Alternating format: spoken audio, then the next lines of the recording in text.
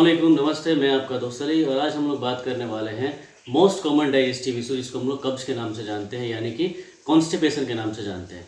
Constipation को समझने से पहले हमको ये समझना सबसे पहले ज़रूरी होता है कि हर आदमी का स्टूल पास करने का फ्रीक्वेंसी अलग अलग होता है। जैसे कि कोई इंसान पूरे दिन भर में 2 से 3 बार स्टूल पास करता है, उसी जगह पे कोई इंसान जो है वो पूरे वीक में 2 से 3 बार स्टूल पास करता है। अब हम लोग समझते हैं कि कॉन्स्टिपेशन किसको कहते हैं। किसी इंसान का स्टूल का पास होने की फ्रीक्वेंसी पूरे वीक में 3 बार से कम होना, या फिर स्टूल में हार्डनेस आना, या फिर ड्राइनेस आना, ये क्या होता है, हमारा कॉन्स्टिपेशन का साइन होता है। इससे आपको ये पता चलता है कि you are suffer from constipation, आप कब्ज जैसी दिक्कतों से सफ़र कर रहे हैं। अब हम लोग बात करते हैं कि कॉन्स्टिपेशन होने का कारण क्या क्या हो सकते हैं।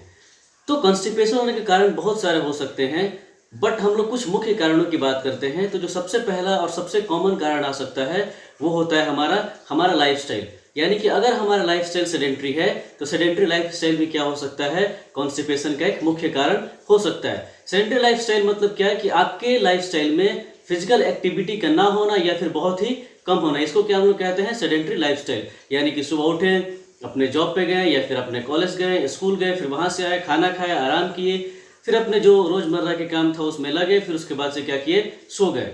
यानी कि सेडेंट्री लाइफस्टाइल उसको कहते हैं जिसमें आपका फिजिकल एक्टिविटी का ना होना। दूसरा हमारा कारण हो सकता है हमारे डाइट में फाइबर इनटेक का कम होना। जैसे कि आप लोगों को पता है कि हर इंसान का एक नॉर्मल डोज होता है, वो 20 से 35 ग्राम ऑफ फाइबर होता है पर डे, बट ये डिपेंड करता है पर्सन टू पर्सन। अगर आपके डाइट में फाइबर कम होगा तो आपका स्टूल का वॉल्यूम भी क्या होगा, कम होगा, और स्टूल का वॉल्यूम कम होना भी हमारे लिए क्या हो सकता है, कॉन्स्टिपेशन का एक मुख्य कारण हो सकता है।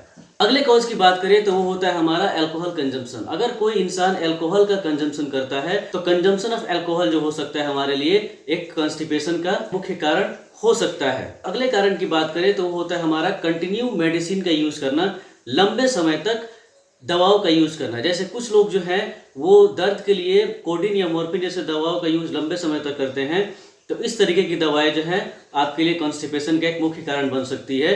कुछ लोग एंटासिड जैसी दवाओं का यूज करते हैं एसिडिटी के लिए, तो एंटासिड जैसी दवाएं भी क्या हो सकती है, कॉन्स्टिपेशन का एक मुख्य कारण हो सकती है।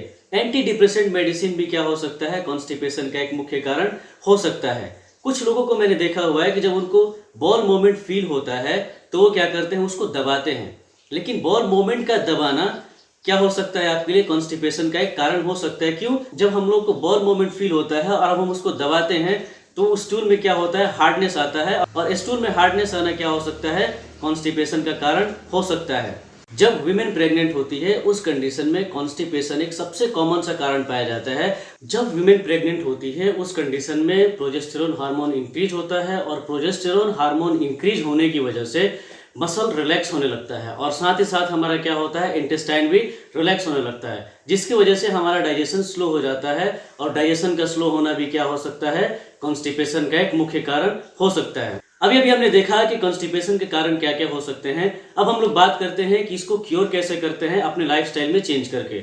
जैसे कि सबसे पहला और मोस्ट कॉमन मैंने कारण बताया था आपका लाइफस्टाइल। यानी कि सबसे पहले अगर आपको जो काम करना है वो करना है, आपको अपने लाइफस्टाइल में कुछ बदलाव करना है। जैसे हम लोग क्या करेंगे कि अपने डाइट में फाइबर का इंटेक बढ़ाएंगे। अब ये भी समझते हैं कि हम लोग फाइबर का इंटेक कैसे बढ़ाएंगे।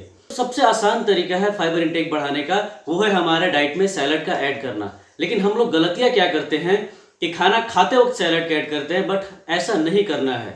हम लोग को क्या करना चाहिए कि खाना खाने से 15 से 20 मिनट पहले या आधे घंटे पहले अपने डाइट में सैलड को ऐड करें।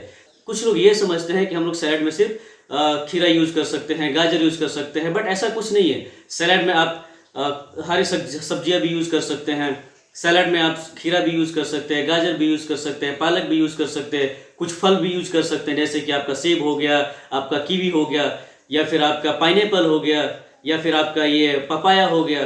तो सैलड में हम लोग फ्रूट्स एंड वेजिटेबल्स दोनों ऐड कर सकते हैं। तो जब भी आप सैलड कंज्यूम करें तो आपको ये ध्यान रखना होगा कि आप उसको खाना खाने से आधे घंटे पहले, एटलीस्ट आधे घंटे पहले उसको ऐड करें। आधे घंटे के बाद क्या करें, आप अपना मील ले। डाइट में सैलड का ऐड करने से क्या फायदा होगा आपको, कि आपके डाइट में फाइबर आपको मिलेगा। दूसरा हम लोग क्या कर सकते हैं कि अपने लाइफस्टाइल में पानी को ज्यादा ऐड करें। कुछ लोग क्या करते हैं ना, पानी या तो पीते ही नहीं है, या फिर वो सबसे बड़ी गलती उस वक्त करते हैं जब वो लोग खाना खाते हैं, खाना खाने के तुरंत बाद वो लोग क्या करते हैं, पानी पी लेते हैं। बट हमको ऐसा नहीं करना है। खाना खाने के आधे घंटे से लेकर के 1 घंटे के बाद ही हमको क्या करना है, पानी पीना है। जैसे कि आपने दोपहर का खाना खाया 2 बजे और आपने रात का खाना खाया 8 बजे, तो यानी कि 6 घंटे है। आपने 1 घंटे बाद पानी पीना है, यानी कि आपके पास 5 घंटे बचे। तो उस 5 घंटे में आप क्या करें, दबा के पानी पिए। ठीक है, ये क्या करेगा, आपके स्टूल के अंदर स्मूथनेस लेके आएगा और आपका कॉन्स्टिपेशन जैसे दिक्कतों से आपको बाहर करेगा। और दूसरी चीज आप क्या कर सकते हैं, अपने लाइफस्टाइल में आप फिजिकल एक्टिविटी को ऐड करें। फिजिकल एक्टिविटी एटलीस्ट आप 20 to 30 मिनट्स आप फिजिकल एक्टिविटी को ऐड कर सकते हैं। जरूरी नहीं है कि आप फिजिकल एक्टिविटी के लिए जिम जाएंगे, नहीं, आप रनिंग कर सकते हैं, वॉकिंग कर सकते हैं, बॉडी वेट एक्सरसाइज कर सकते हैं, होम वर्कआउट को फॉलो कर सकते हैं। इस तरीके की आप कोई भी फिजिकल एक्टिविटी अपने लाइफस्टाइल में ऐड करेंगे and definitely it will help to cure your constipation. अगर कोई इंसान अल्कोहल का यूज ज्यादा करता है तो उसको क्या करे, वो या तो लिमिट में लाए या फिर उसको अपने लाइफस्टाइल से बाहर निकाले। अगर बाहर निकालता है तो सबसे बेहतर, अगर नहीं निकाल सकता तो उस कंडीशन में क्या करे, वो अल्कोहल कंजम्पशन को क्या कर सकता है, वो एक लिमिट में लेके आए। दूसरा, हमारे डाइट में हमको क्या करना है कि प्रोबायोटिक्स ऐड करना है। प्रोबायोटिक्स क्या करता है कि आपके गट हेल्थ के लिए बहुत ही फायदेमंद माना जाता है।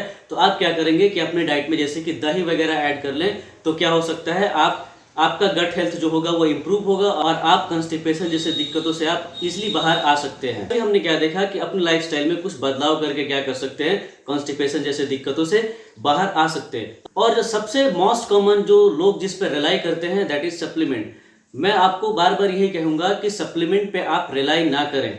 आपका सबसे पहला फोकस होना चाहिए अपने लाइफस्टाइल को चेंज करना। Supplement is our last option. अगर आप अपने डाइट से उतना अमाउंट ऑफ फाइबर नहीं ले पाते हैं जितना आपको चाहिए, तो देन आप सप्लीमेंट की तरफ जाएं। लेकिन सबसे पहला आपका प्रायोरिटी ये होना चाहिए कि आप अपने लाइफस्टाइल को बदले, अपने डाइट को बदले।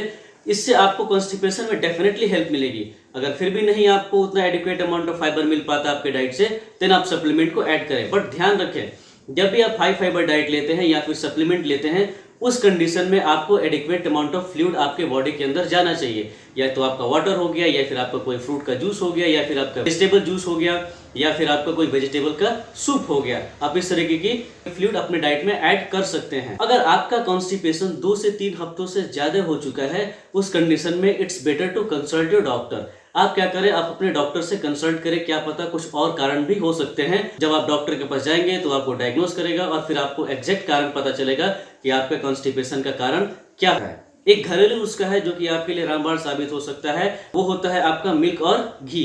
आप क्या कर सकते हैं, जब सोने से पहले दूध को हल्का गर्म करके उसमें 1 टीस्पून घी डाल करके, 1 या 2 टीस्पून घी डाल करके उसको मिक्स करके आप पी के सो जाएं and it will help a lot. मुझे यकीन है कि जब आप स्टूल पास करने के लिए जाएंगे तो आपका स्टूल जो होगा वो क्लियर पास होगा। तो एक रामबाण नुस्खा हो सकता है, चाहे तो आप घर पे ट्राई कर सकते हैं। आज के लिए इतना ही। अगर आपको वीडियो अच्छा लगा तो लाइक करें, शेयर करें एंड सब्सक्राइब करना ना भूलें।